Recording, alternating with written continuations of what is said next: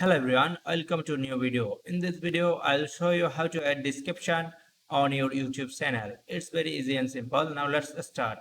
First open YouTube app on your phone. Then tap on U button. Now tap on View Channel. Then tap on pencil icon. Now here you can see the description box. Now tap on pencil icon besides description box. Then write your description.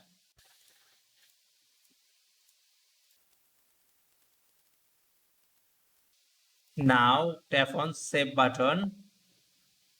See here, the description is now saved.